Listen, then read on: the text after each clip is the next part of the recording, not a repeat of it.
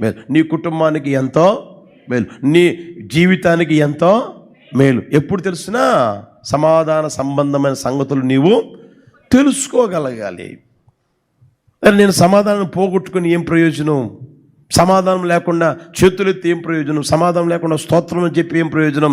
సమాధానం లేకుండా కానుక వేసి ఏం ప్రయోజనం అనేది నువ్వు తెలుసుకోగలగాలి. నువ్వు తెలుసుకుంటే నువ్వేం చేస్తావు అంటే మొదట నీవే సమాధాన పడదువు గాక.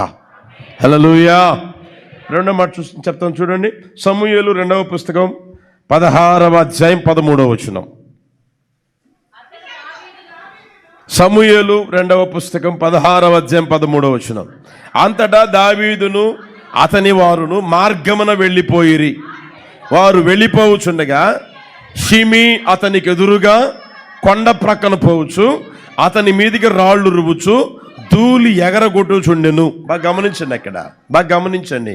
ఆ విషయం ఇంచుమించుగా మీకు తెలుసు.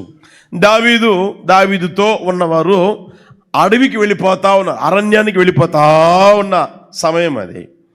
వెళ్ళిపోతా ఉంటే షిమి అనేవాడు, ప్రియమైన వాళ్ళరా, వీడికి అనవసరం అదేదంటారు చూడండి, పండుకొని నిద్రపోతున్న దాన్ని లేపి తనిసుకోవడం అంటారు చూడండి. బైబిల్లో ఉంది. పట్టని జగడాన్ని ఈడేం చేస్తా తెలిసిన, ఈడు పోయి ఆ కుక్క తోలిపోతాడు. వీడికి వీడికి అవసరం లే, ఈ షిమికి అవసరమే లేదు. అర్థమవుతుందా?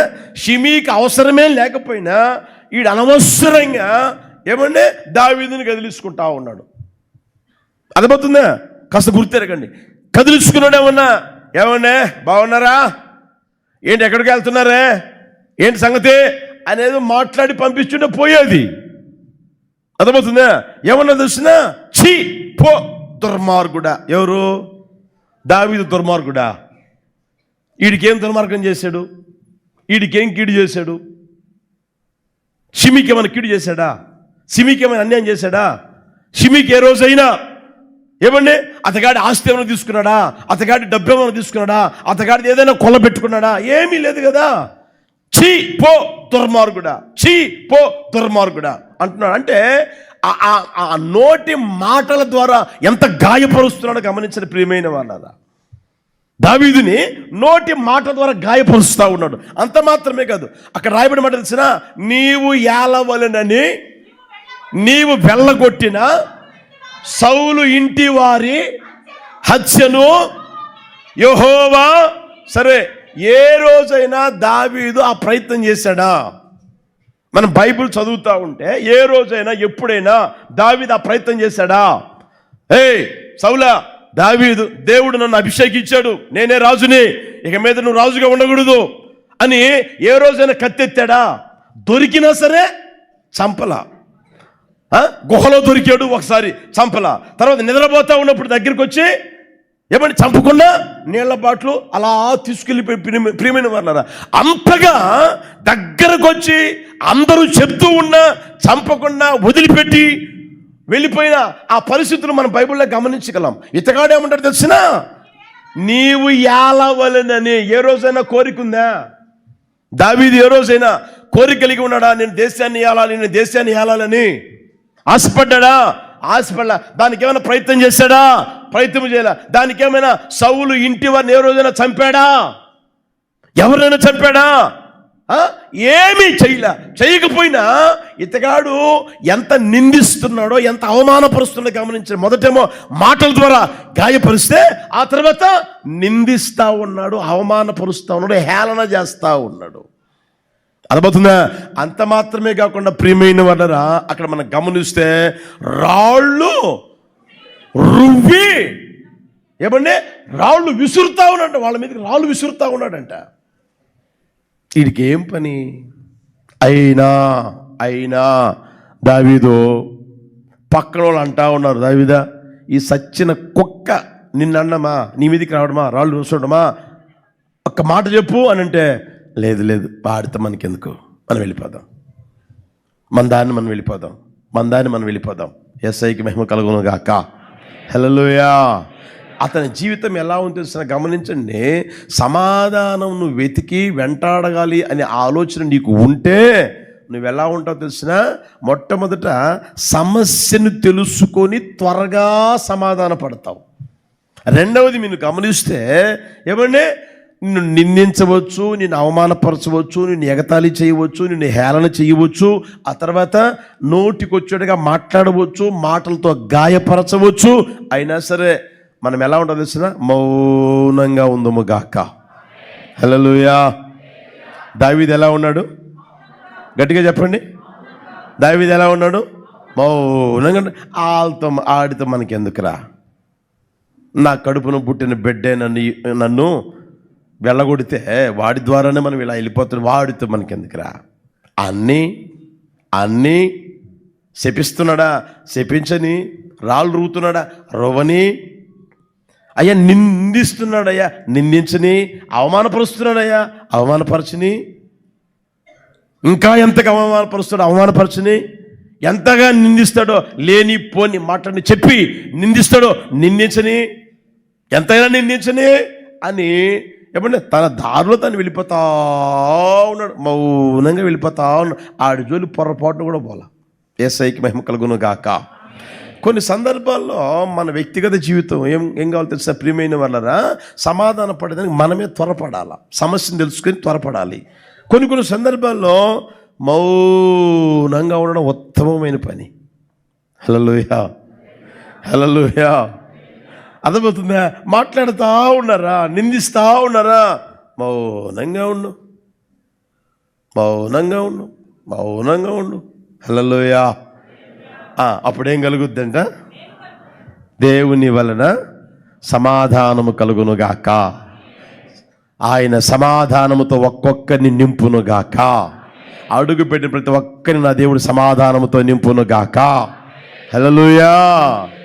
అది ఆఫీసులోనా, చేతి పని చేస్తున్న చోట, ఉద్యోగం చేస్తున్న చోట, ఏమండి వ్యాపారం చేస్తున్న చోట, నేను ఎంతైనా నిందించని మౌనంగా ఉండు, సమాధానం నీకు కలుగునుగాక.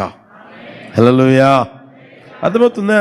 ఆ స్థితిలోనికి నీ వ్యక్తిగత జీవితం రావాలని ప్రభు కోరుకుంటా ఈ మాటలు నీకు తెలియజేస్తా ఉన్నాడు. అర్థమవుతుందా? ఆ రోజున దావీదు మీద షిమీ లేచాడు, ఈ రోజున షిమీ లాంటి లేయవచ్చు. లేయిరా? మనం బ్రతికేది ఎక్కడ? లోకంలోనే ఉన్నది, లోకంలోనే కదా. లోకంలోనే ఉన్నప్పుడు షిమీలు కాదు, అంతకు మించిన వారు కూడా లేస్తారు. అర్థమవుతుందా? అతగాడు చీపో అని అన్నాడు, ఇంకా అనవచ్చు. అతగాడు ఏమన్నాడు తెలిసిన, నీవు ఏలవలెనని అనే మాట వాడాడు, అంతవరకే వాడాడు. ఇంకా ఘోరాలు, ఇంకా నేరాలు చేసినట్లుగా, ఏమంటే జరిగినట్లుగా సృష్టించవచ్చు కూడా. ఇప్పుడు యోసేపు ఉన్నాడు, యోసేపు ఏమన్నా చేశాడా? బైబిల్లో చేశాడా? అయినా ఆ మనిషి ఏం చేసింది?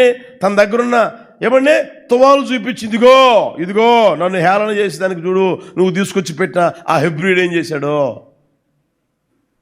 నేరం చేసింది లేదు, అక్కడ ఏమీ లేదు, అయినా నిరూపించింది. అలాంటివి కూడా జరగవచ్చు. అయినా సరే ప్రియమైన వాళ్ళరా, దావీదు ఎలా ఉన్నాడు చెప్పండి గట్టిగా? మౌనంగా. యోసేపు ఎలా ఉన్నాడు? యోసేపు ఎలా ఉన్నాడు? మౌనంగా ఉన్నాడు. అయ్యా ఇలా పిలిచిందయ్యా, ఇలా మాట్లాడిందయ్యా, నేను తప్పించుకోబోతే ఇది దొరికిందయ్యా అని చెప్పను, చెప్పినా కూడా అక్కడ చెల్లుబాటు కాదు, నమ్మరు.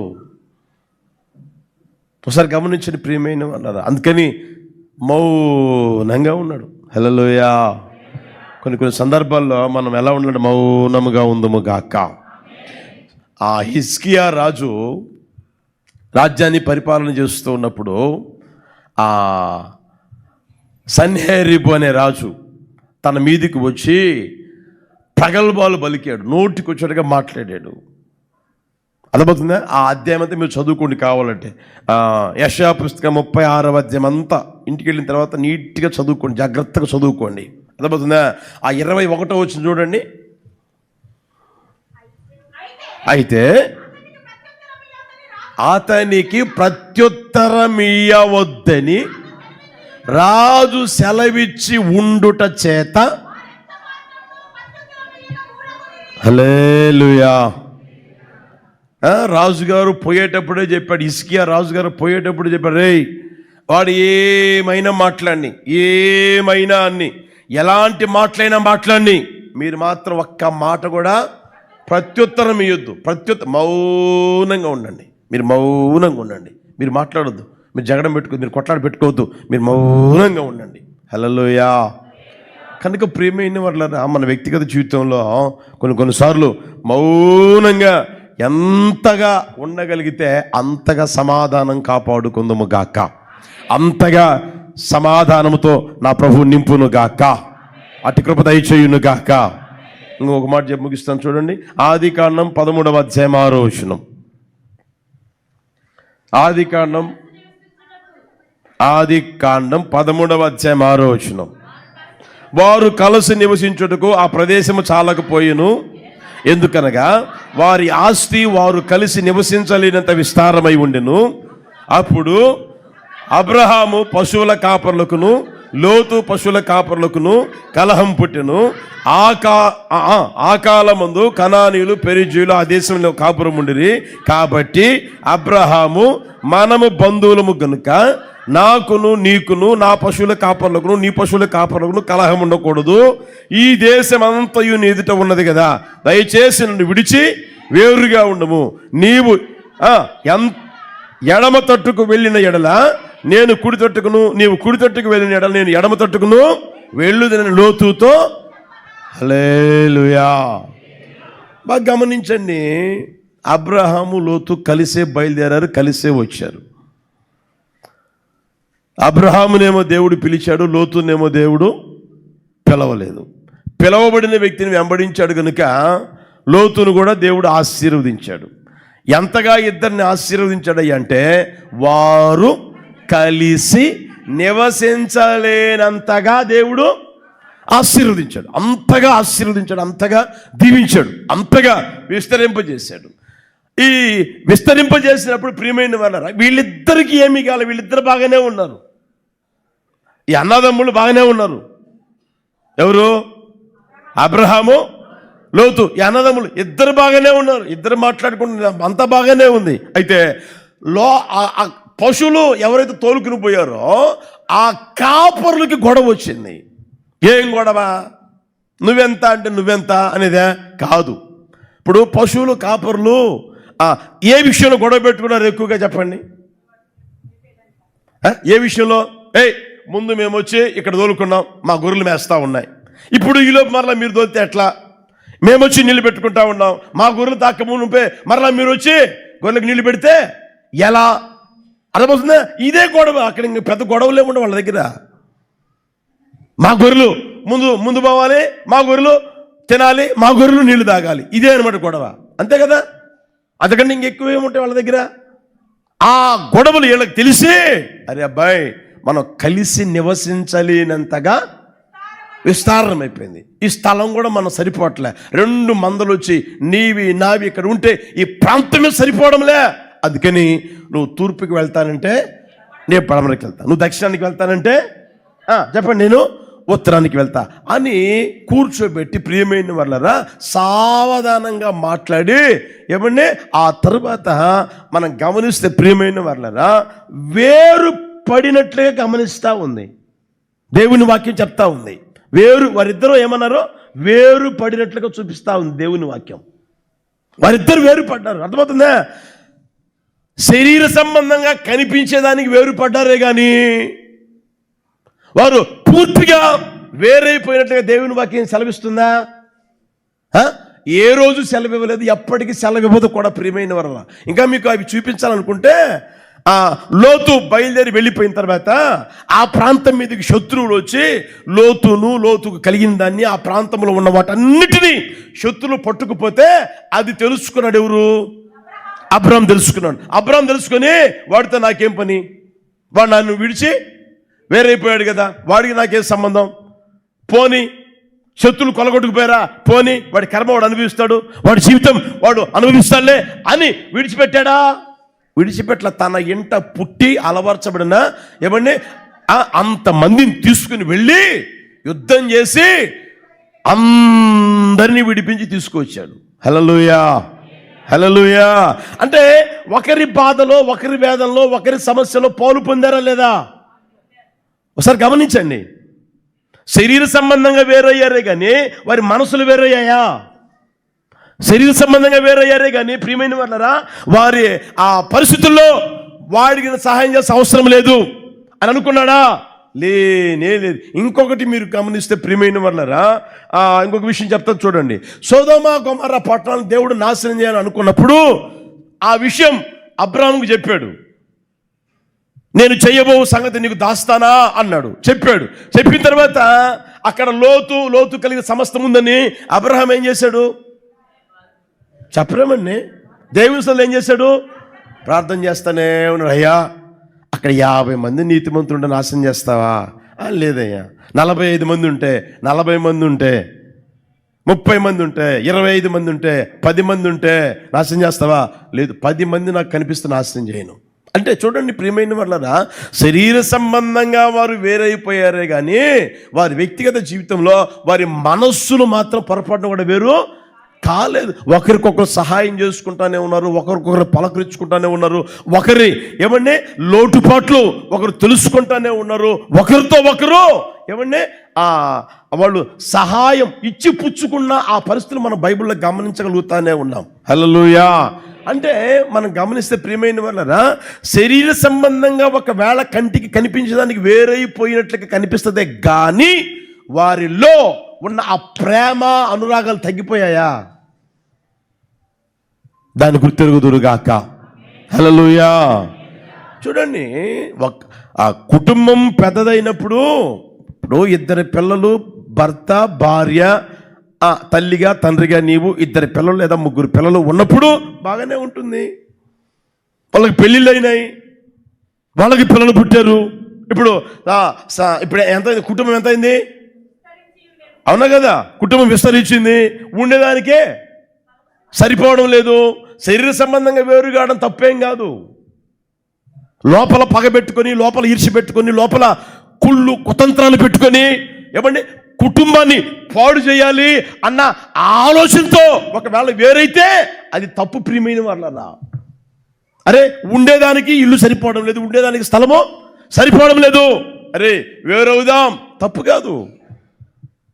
ఇంకా మీకు ఒకటి చెప్తాను చూడండి ప్రియమైన వాళ్ళరా, మీరు సమాధానంగా ఉండాలని కోరుకుంటే పెళ్ళి అబ్బాయికి ఎప్పుడైతే చేస్తారో, నీ పిల్లలే 2 పిల్లల 3 పిల్లల 2 పిల్లల 3 పిల్లల పెళ్ళి ఎప్పుడైతే చేస్తారో అప్పుడే తీసుకుని పక్కన పెట్టండి.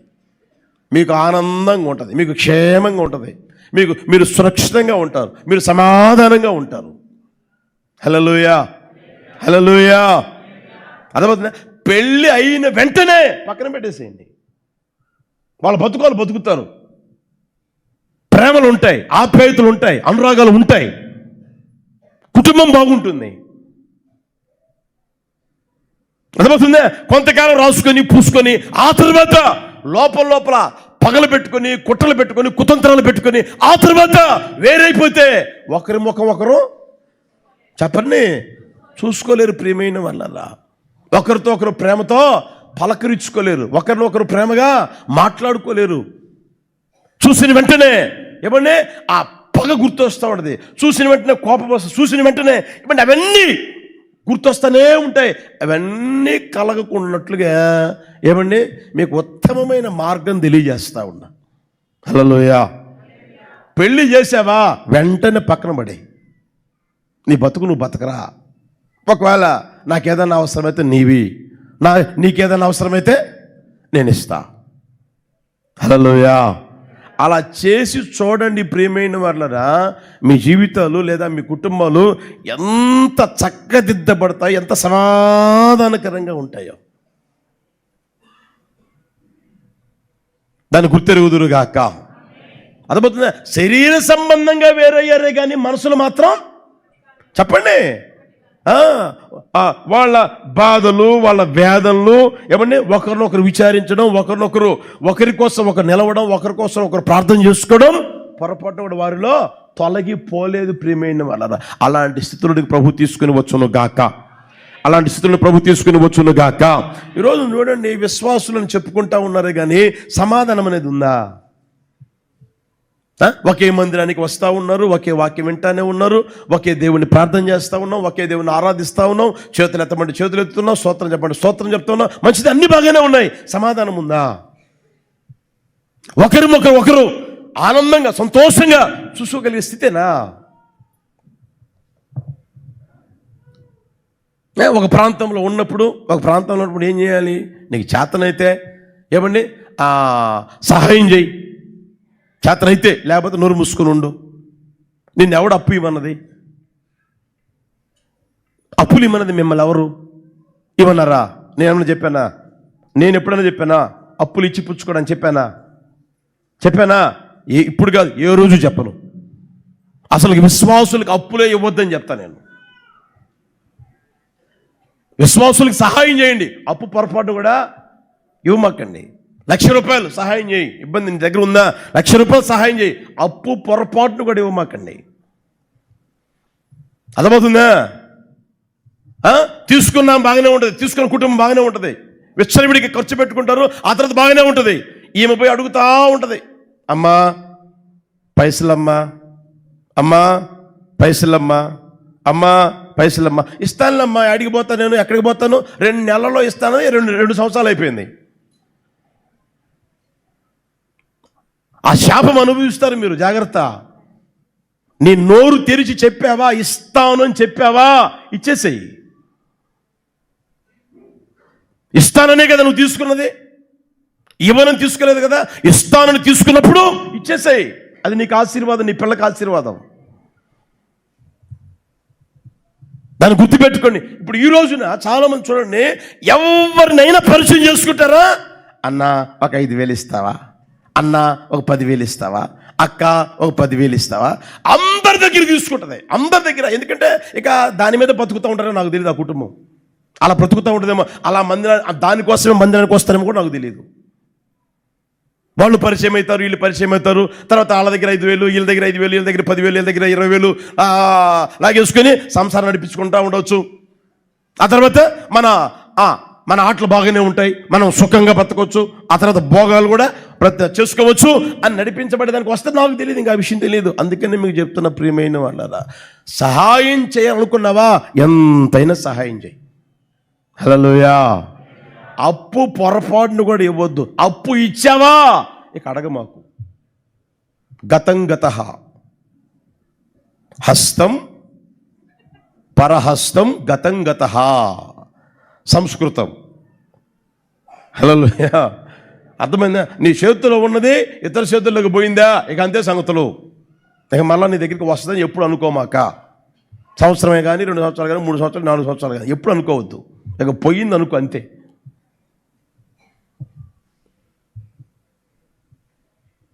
దీన్ని బట్టి ఈ రోజున మీ ముఖాలు చూసుకోగలుగుతున్నారా? దీన్ని బట్టి కొంతమంది ఏం చేస్తున్నారు తెలిసిన, ఏమంటే మొదట ఆరాధనకు వచ్చే ఆ మనుషులు ఇప్పుడు ఒక ఆమెమో ముందు ఆరాధనకు వస్తే, ఇంకొక ఆమెమో వెనక ఆరాధనకు వస్తాయి. మొదట ఆరాధనకు ఒక ఆమె వస్తే 2వ ఆరాధనకి అంటే పరిస్థితి ఎంత తీవ్ర స్థితిలోనికి వచ్చా గుర్తెరగండి ప్రియమైన వాళ్ళ.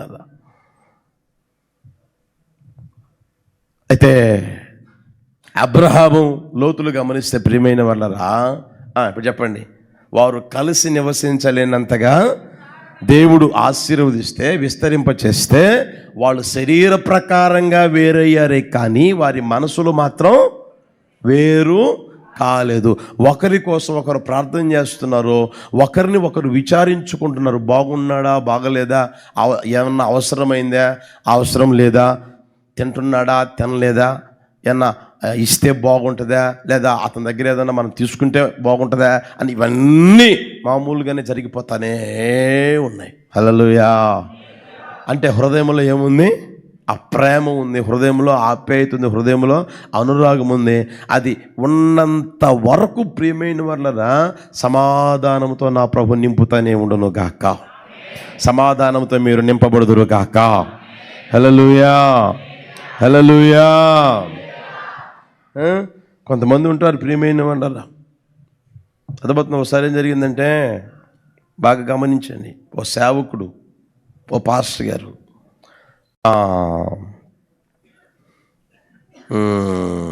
కుందేలు తెలుసు కదా, కుందేలు పెంచుకుంటా ఉంటే అది పిల్లలు పెడతారు కదా, ఒకటి కాదు 4-5 వేస్తుంది ఒకేసారి.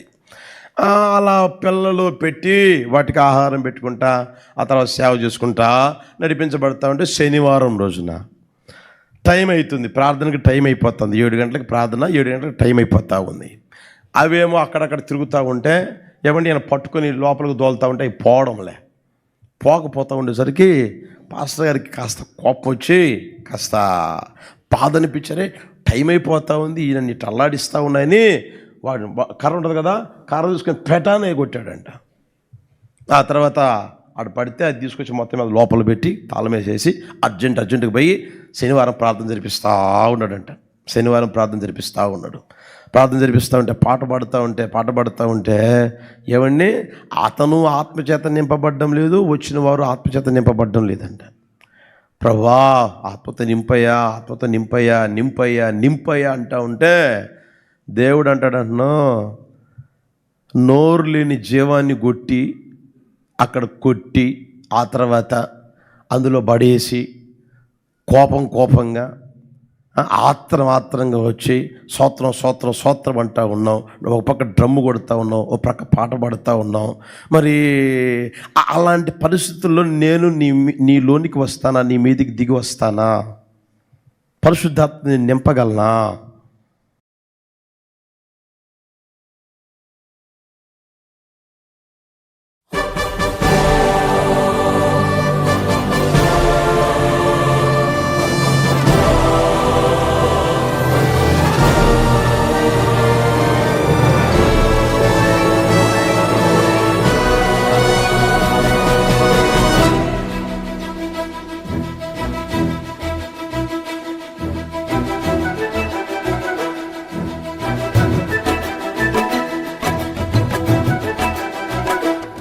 ప్రేమా పూర్ణుడా, స్నేహశీలుడా, విశ్వనాథుడా, విజయ వీరుడా, ఆపత్కాలమందున సర్వలోకమందున్న దీన జనాళి దీపముగా వెలుగుచున్నవాడా, ఆరాధింతు నిన్నే లోక రక్షకుడా, ఆనందింతు నీలో జీవితాంతము. నీ కృప ఎంత ఉన్నతమో వర్ణించలేను స్వామి, నీ కృప యందు తుది వరకు నడిపించు యేసయ్యా.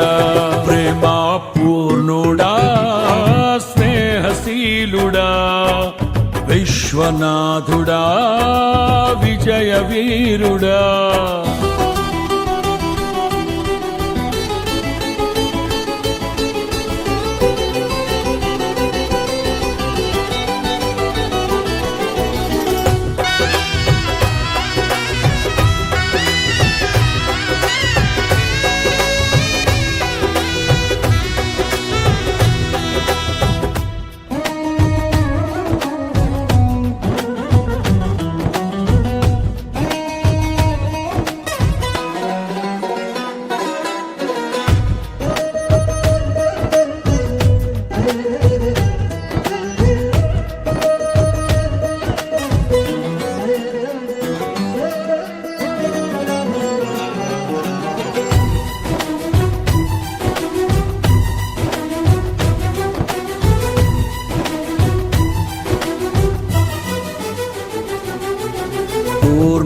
సంపూర్ణమైన నీ దివ్య చిత్తమే నీవు నన్ను నడిపే నూతనమైన జీవ మార్గము.